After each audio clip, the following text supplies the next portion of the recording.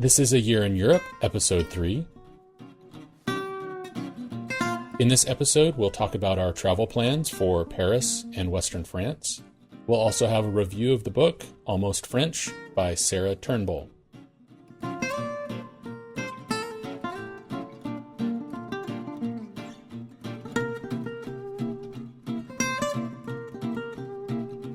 Hello and welcome to Episode 3 of A Year in Europe. This is Scott. And this is Sheryl. Well, we're here at T-minus less than 60 days and counting to our departure. So can you believe it? I can't. It's amazing. Yeah. So last time we talked about our plans for the UK. And after we depart London, we're going to be taking the Eurostar through the Channel to Paris. And we've been doing a lot of research and a lot of planning. On that leg of the trip, we're going to be spending a good amount of time in Paris and then proceed down through Western France. We've reserved an apartment. Yes, I'm really excited about this. I think this for me will be, who knows what the year will bring, but this is one of the things I'm really looking forward to is the month of staying in Paris in an apartment that we rented. And it's really interesting when we were trying to find out, what is the best area to rent an apartment in terms of location and value and all of these things. And it's almost, it depends on who you ask, really. We asked different people, some people who were from Paris, some people who had just been there frequently, and we kind of got different answers from the different people. Right. I know you had a couple folks from work.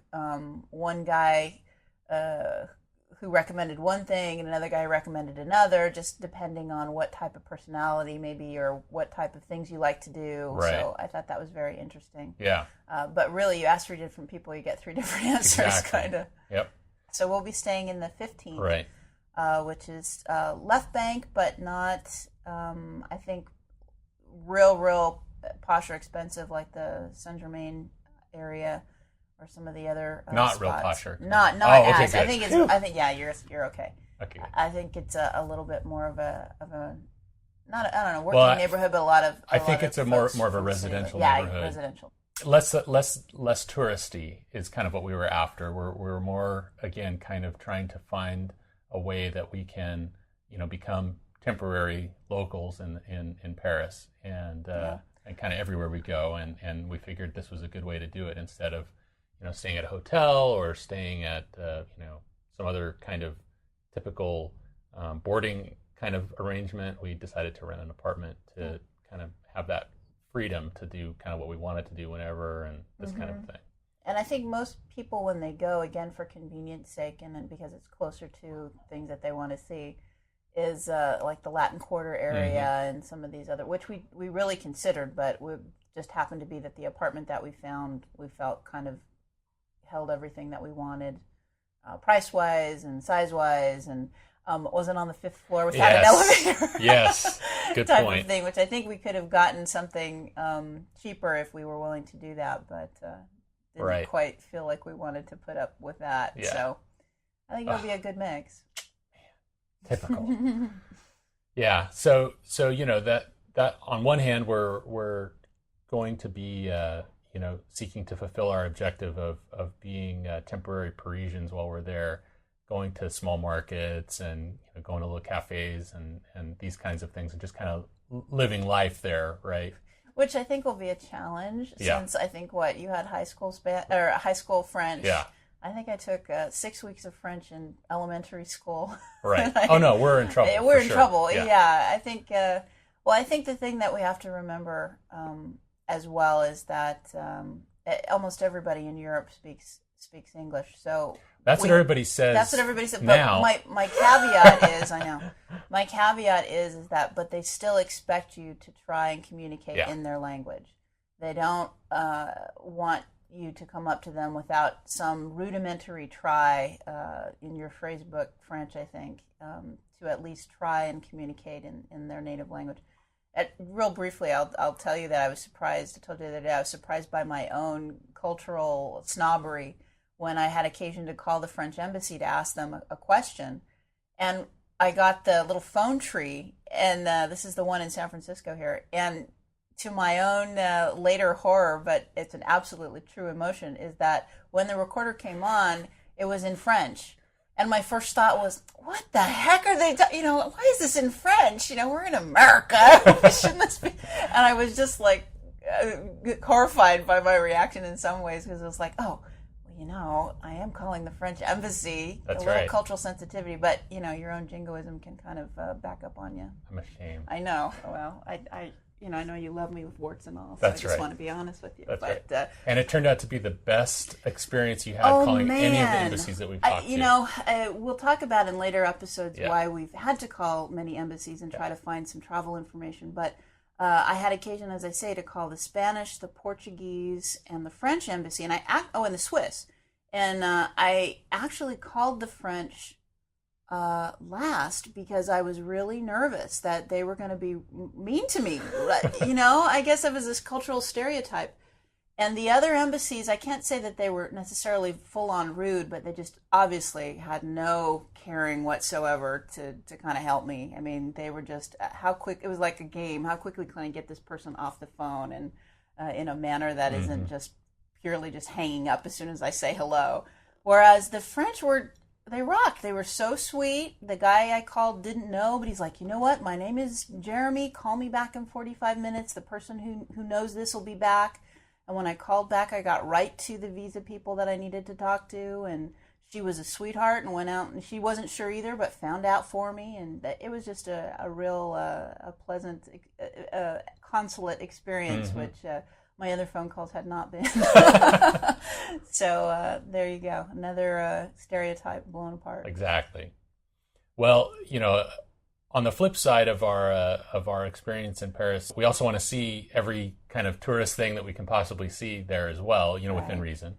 And, we're talking about things, of course, like Notre Dame, the Eiffel Tower, Saint-Chapelle, the Louvre, Musée d'Orsay, the Rodin Museum, and just everything we can see, really, that we've always wanted to see. Yeah. And it's been interesting as we're going through these to glean little tips from travelers in general. For instance, you had mentioned, we were looking at something this morning about how Rick Steves only recommends that you go to a certain level on the Eiffel Tower because the view is really just as spectacular, and it's really half the price or whatever it is, substantially less. So just little pearls to remember, because anything that will stretch our dollar will be welcome advice, I think, at that point. Exactly. I think that the other thing that we're going to be doing too is not only seeing things in Paris, but using Paris as a base for doing day trips as well. And the first one that I think we'll be doing is to Versailles. And then I think we'll probably take another side trip from Paris to Normandy. I think there's a lot to see there, not only kind of D-Day related things, but Mont Saint-Michel and places like that are of, earlier really historical. Sentinel, really landmark spots. Absolutely.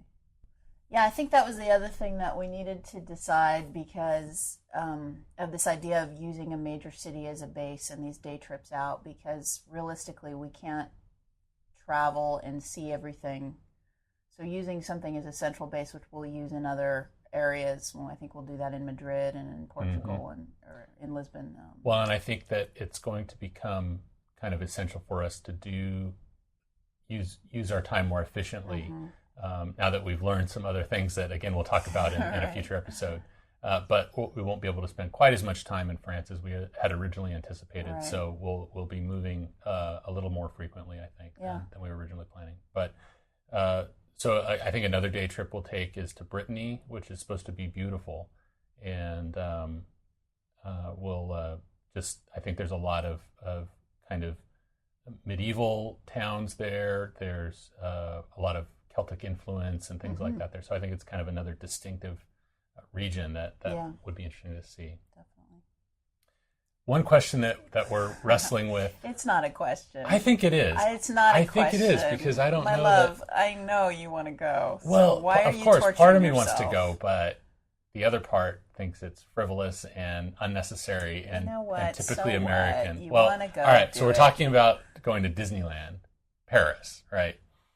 And on one side of the argument is the fact that we're both native Californians. We've grown up going to Disneyland and have a fair, I guess, affinity for that. Had passes and the whole thing, so yeah. It wasn't just occasional once-a-year trip. We would go every week, sometimes. That's horrible that you just revealed that. Well, we're... What else do you do when you live in Southern California? That's right. But on the other side, it is like, present-day Disney Corporation isn't... I don't know why you're beating yourself up on this. I don't know. I just don't think we'll see the differences. You'll have a glass of wine at Disneyland and you'll... You know what? What? They don't call it the Haunted Mansion there. What is it? They call it Phantom Manor. Oh, dude, you are so there. Don't even tell me you're torn. There's no tearing. You have to see that. I don't know, though, because, look, we're in Europe, right? Picture this in your mind. Yeah. We're in Europe. Yeah. There's real castles there to go see. Yeah. Why would we go and pay money? Because you want to go throw up on the cups and saucers. I don't think so. No. I don't know. I don't know. But then again, this is like... This is your thing. I could go or not go. Really? Oh, absolutely. Oh, then we're not going. Okay. I don't think we should go. I think totally it's a day. Up to you. I think it's a day that we could spend, experiencing real Europe and not Disney Europe. I won't argue with you. I see the benefits on each side. I could see you 30 years from now taking the kids or grandkids to Disney in Southern California and going, kids, when I was in Euro Paris or Disney Paris. When I was in Paris, I didn't get to go. Really, Grandpa? I could see that. But again, if you're going to be so angsty about it, then don't do it. I don't know. It's not a big deal. I'm torn. Yes, I realize it's a problem that we will probably not solve until we're there. You shouldn't try to feel guilty about fighting against some of your nature. I mean, you like that stuff. Shouldn't you be able to recognize a problem and then address it? There's nothing wrong with it. It's not like you've got, an over Disneyfication of your life. You enjoy it, you appreciate it for what it is, and you move on. It's not like you're obsessed, but you do enjoy it. I guess. We'll see. Let's leave it at that. We'll leave it at that. See. You're still torn. All options are open. Fine. All right. Leave it. Moving on. So after we leave Paris, after about a month, actually. A month in Paris. So cool. What are you looking most forward to doing? You know what? Just living.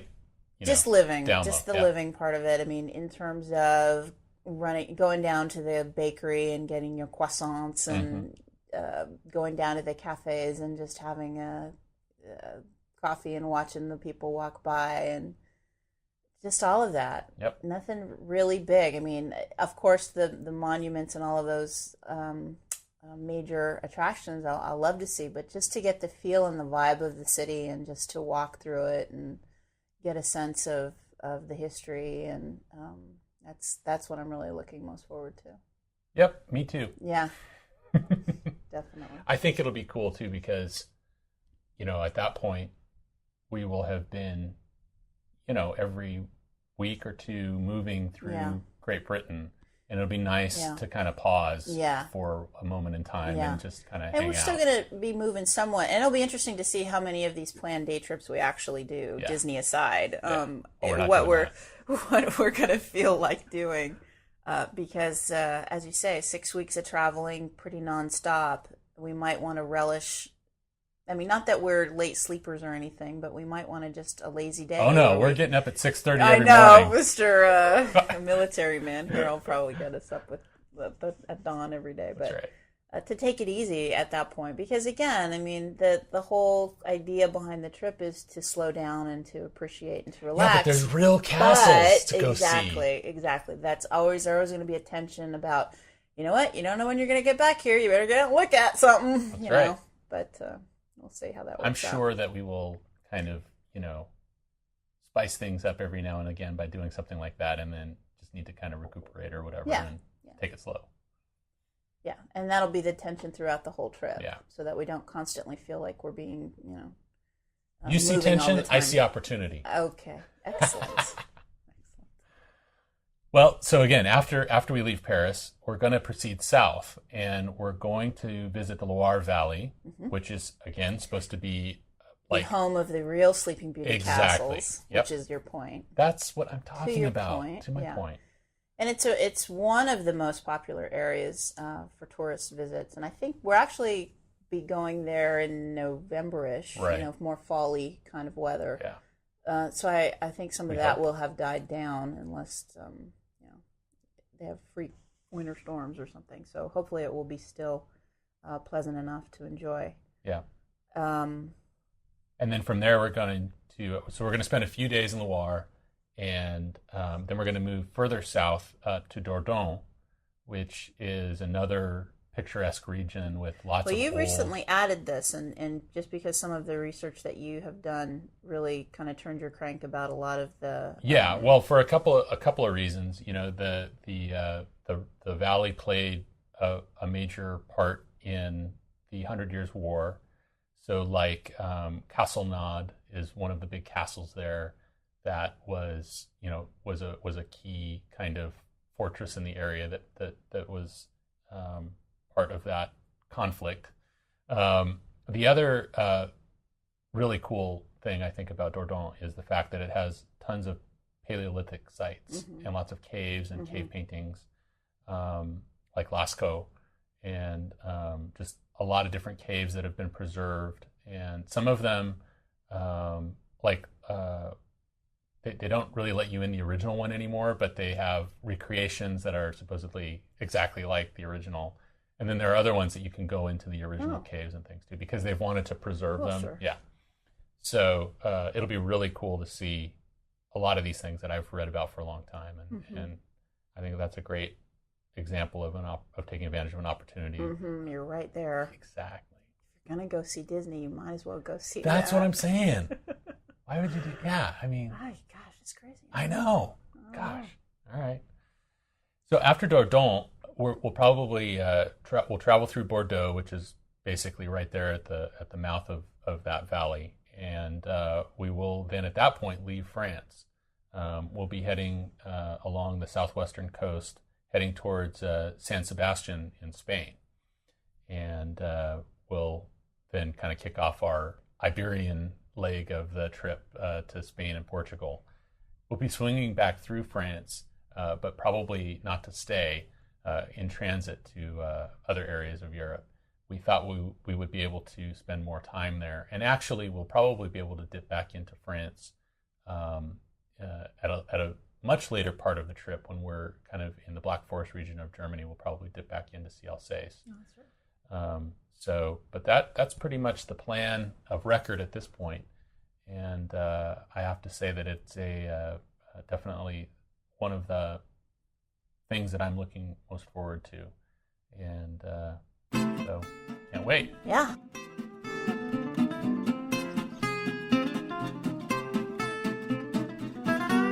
On to Spain.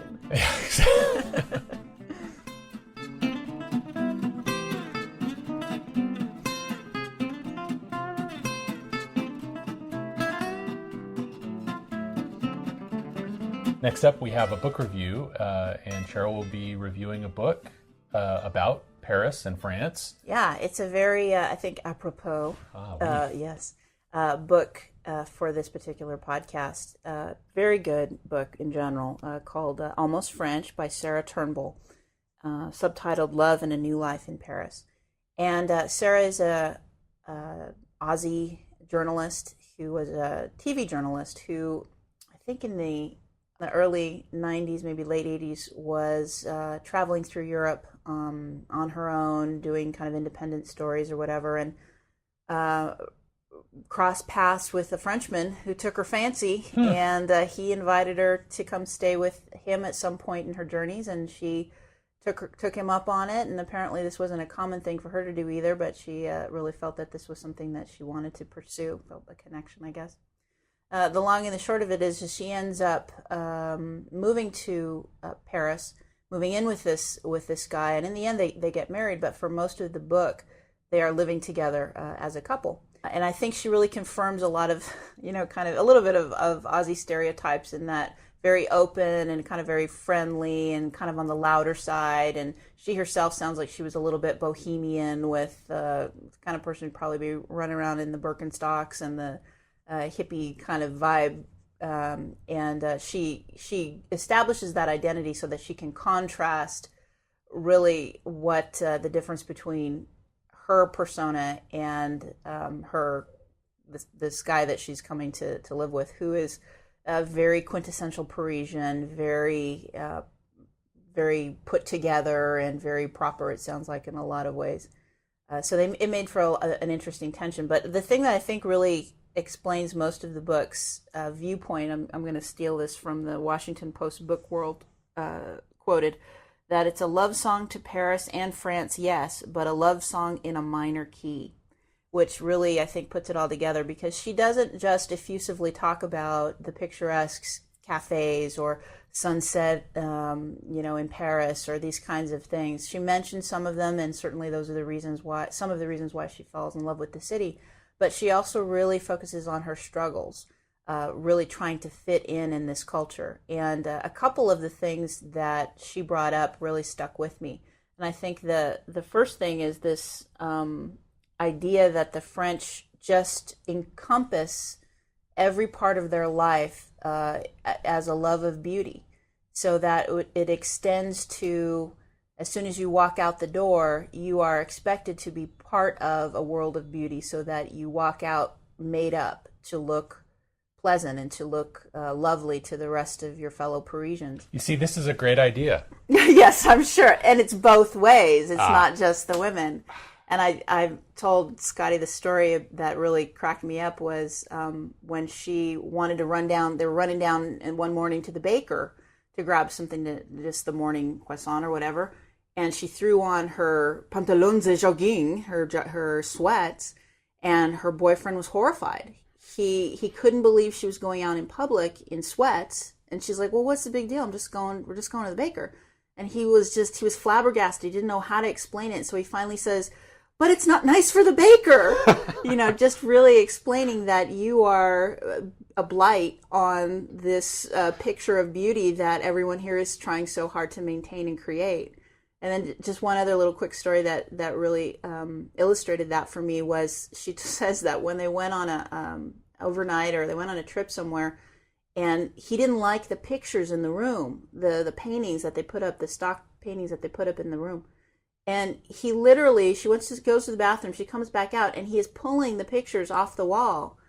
And she's like, what are you doing? He's like, I feel unwell with this ugly pictures up on the wall. And he thought, he was doing everybody a favor. The hotel, her, he felt physically better after these ugly things were out of his presence.